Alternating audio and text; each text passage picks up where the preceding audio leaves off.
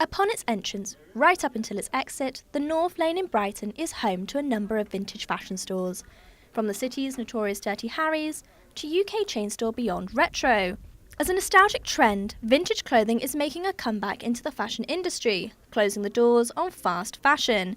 According to the Financial Times in 2016, the number of clothes sold in some of the biggest retailers dropped by an average of 4.4% within 5 months between March and September that year.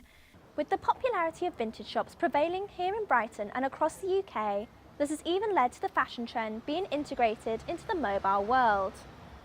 Depop, an app that launched in 2012, was created as an online version of a vintage shop, whereby users can buy and sell previously worn clothing.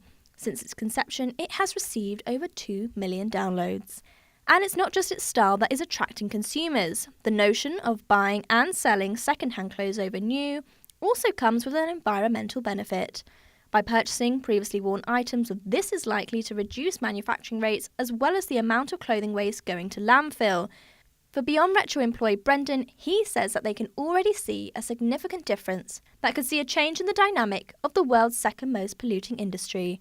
When I last did our research, I think it was last year, we did £425,000 worth of stuff that was going to landfill was resold in our stores. And our main company, which is Bank & Vogue, which deals mostly in recycling, they rehoused £80 million worth of clothing, essentially. So that works out at about 10% of the UK's total wastage, and that was just in 1 year. So that's essentially our bit for the environment, so to speak. However, for others, an ethical boundary remains.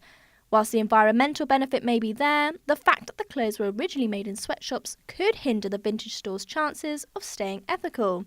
To find out more about this, I spoke to Robin Webb, the founder of ethical brand Vegetarian Shoes. I suppose it depends on what that item is. If it was a fur coat, would you think, well, it's second-hand, therefore it's okay? I probably wouldn't want to go for that. But for what it's worth, all our shoes are made in Europe and the EC.